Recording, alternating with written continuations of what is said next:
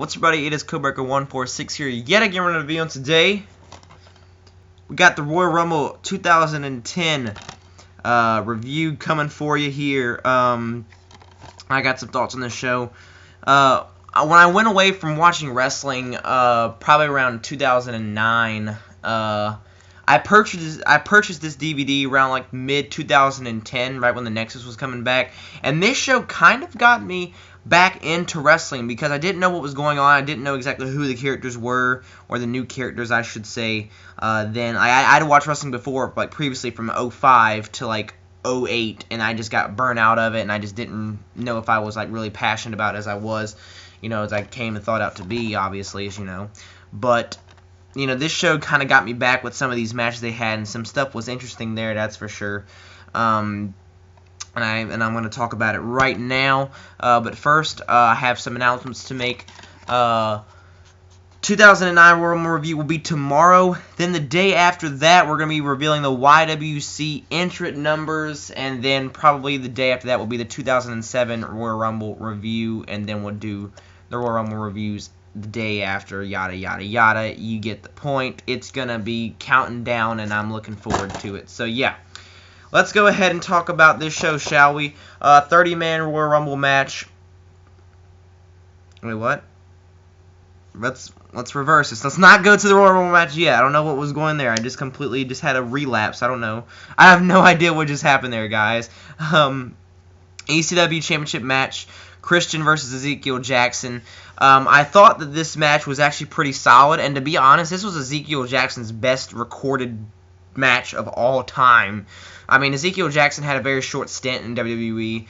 He was the Brian Kendrick's bodyguard for a little bit, his insurance policy, Big Zeke. And then he kind of went off on his own, obviously, and he was with Vladimir Kozlov, and he was with William Regal and all that kind of stuff from ECW. And then I think he became Intercontinental Champion, when he had to stint with the Core.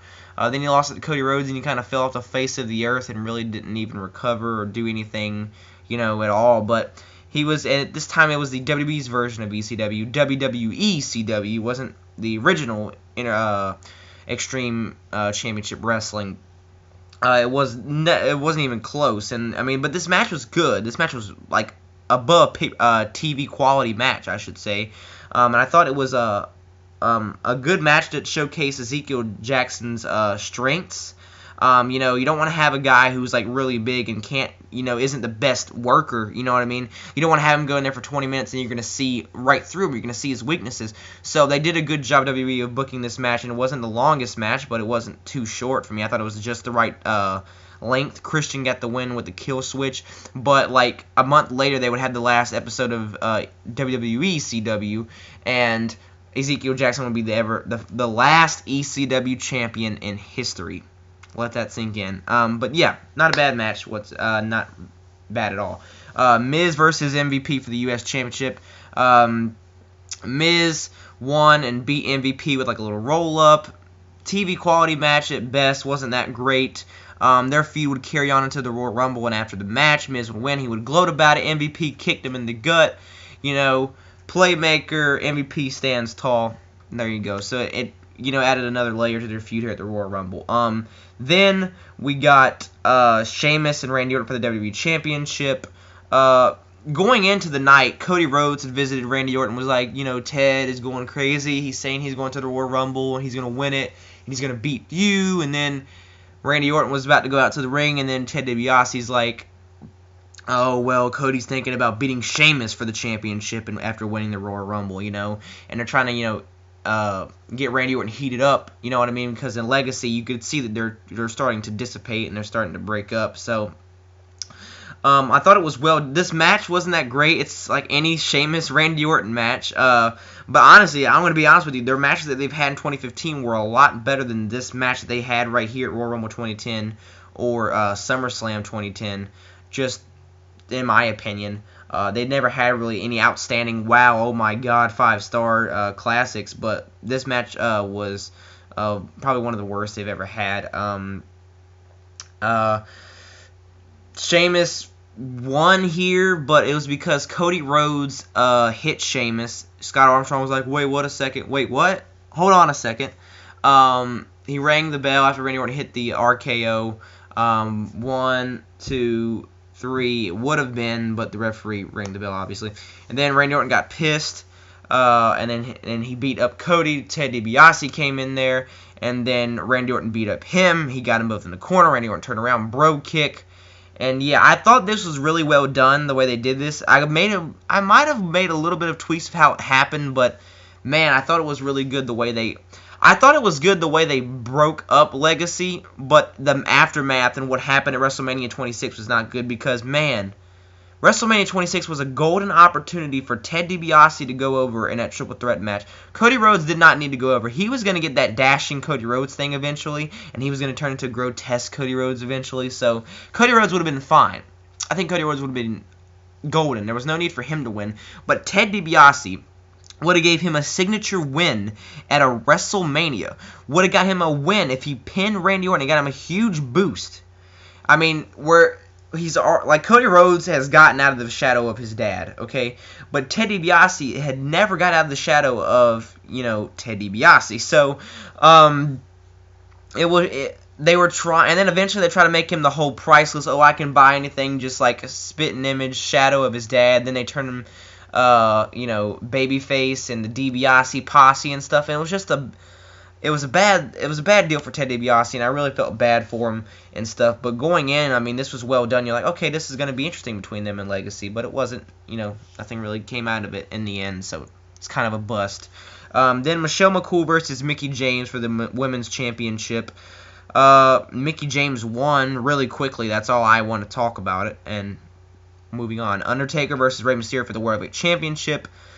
Man, I thought that going into this match, this was going to be a very good match. I was like, man, these guys have never really faced each other from what I know in the past. Undertaker is a World Heavyweight Champion, and he's a badass. And Rey Mysterio is one of the best workers of all time. And Rey Mysterio is really good in the ring. And I just thought because of Undertaker's striking and his big man style and the way he can just move and go through the ring, and Rey Mysterio is just amazing in the ring as well. I was like, there's no way this match can be below 4 stars. But it was. It was SmackDown quality at best, and it was really disappointing. This match was very disappointing in my eyes. I felt like they were going somewhere, but then they would just stop, and then it was over kind of like that, to be honest. Undertaker hit a last ride and beat Rey Mysterio, and it just left a lot to be desired, and I was really disappointed more than I was, upset, or I was upset that the match wasn't as good, but I was just disappointed, and, Undertaker won and retained, but, it was okay. I mean, Rey Mysterio wasn't in the Rumble, he didn't need to be, and it was something different that they tried with Undertaker and Rey Mysterio. Like, Rey Mysterio was like, I'm not afraid of you, I am the underdog, and 619, booyaka, booyaka, and then Undertaker was like, you will rest in peace. Like, it was one of those kind of feuds, and it was just, they tried something different, but it didn't work out. Then we had the 30-man Royal Rumble match, the one that I alluded to earlier in this video that I tried to talk about first, because delusion, but I'm talking about it now, so yeah. We started off with Ziggler and Evan Bourne, which I thought was good first two. Sometimes WWE does a really good job of picking the first two superstars, Jericho and Ziggler, Morrison and Rey Mysterio from 2009 that I'll talk about in my 2009 review. Make sure you keep on watch for that. But then there are sometimes that can be really bad first two, Miz and R-Truth at Royal Rumble 2015. So sometimes they're really good and they're really bad, but I thought this was really good. And then it had CM Punk come in, and CM Punk cleaned house for about a good 5 to 10 minutes. I mean, he eliminated Beth Phoenix, who was in there. He eliminated Zack Ryder. He eliminated, I know that's not saying much, but he eliminated at least 6 people. He eliminated Bourne and Ziggler. He eliminated a couple other people. So CM Punk had a nice little running, and he was like the straight edge society kind of thing, and messing with the Great Khali. And then one thing that really bugged me was that he was doing really good, and then we got to 8 or 9, and then Triple H comes out, and then Triple H brings out his golden shovel, swoops CM Punk up and over the top rope, because that's Triple H for you. I mean, it happened 2 years in a freaking row. You had CM Punk go on a tear, this time it was by himself in this Rumble, and then he gets eliminated by one guy, and that was John Cena in 2011, which I didn't like. I mean, it's just bad. I wish CM Punk would have stayed in just a little bit longer. There was no need for him to go out this early. He went out, right when Triple H came out. It was only about 90 seconds later, Punk is gone, which made me kind of furious. And then it was Triple H, and there wasn't many entrants to follow that. Legacy came down, and I thought Legacy was very underutilized in this match. I mean, they were the Final Four in 2009, and I loved their performance in the 2009 Royal Rumble. But I was like, come on, give me something more, you know? Can I get a little bit more from Legacy? And they weren't in that long.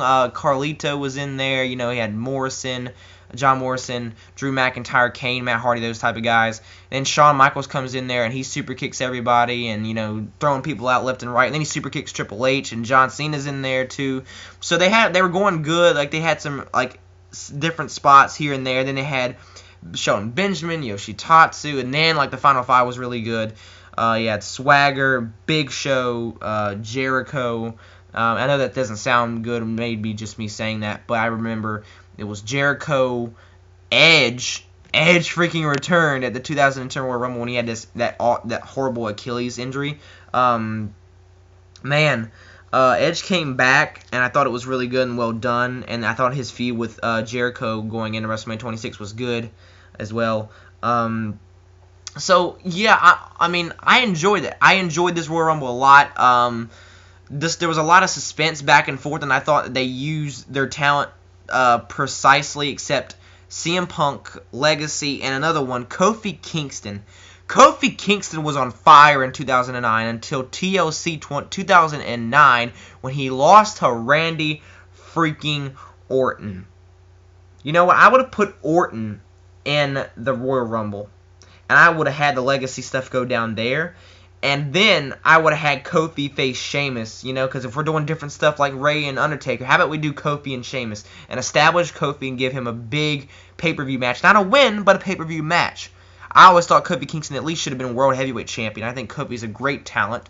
And, you know, him with the New Day, I'm glad he's doing something. He's in a big spot, you know. But, man, Kofi Kingston was on fire. You know, he destroyed Randy Orton's NASCAR thing.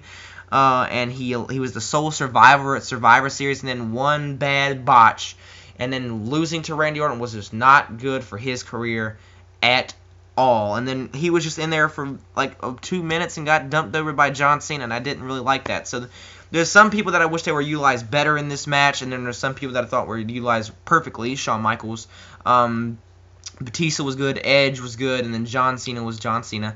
And then we got to the Final Four, which was those guys that I just listed. Batista eliminated Shawn Michaels, big heel heat on Batista, and Shawn Michaels was just like, man, I wanted to face The Undertaker at WrestleMania. I wanted to get revenge. I wanted to finally win. I know I can beat him if I just get the chance, and he had the chance, but it didn't come up in the clutch. And then Shawn Michaels super kicks the referee, and it's just really good stuff with him and Triple H that would go on Raw. It's like, do you even care about DX? Like, those kind of really good segments.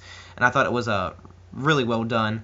Batista got thrown out by John Cena and Edge. Edge throws out John Cena. Edge goes to WrestleMania. I really enjoyed that Royal Rumble match. Very good Royal Rumble match.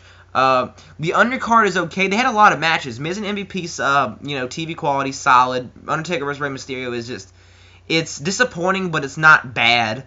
Randy Orton versus Sheamus is okay, but it's more booking afterwards that made it better and made up for it. Michelle McCool, Mickie James is blank and you missed it. Christian versus Ezekiel Jackson's alright, and the Royal Rumble match is really good. So this Royal Rumble 2010 is not that bad. It's a good show. It's a fun show.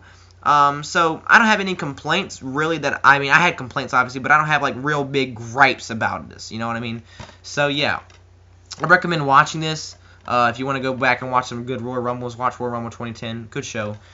So yeah, I have the grades in the description box below. Comment down below what you thought about Royal Rumble 2010, booking decisions. We can talk about more stuff if you want to. Anything wrestling related, anything at all. We can talk about Star Wars. We can talk about superheroes. We can talk about anything on the planet almost, and I'll try to answer your questions or answer something. We can get some good conversations because I love hearing from you guys and etc. etc. Leave a like if you like this video.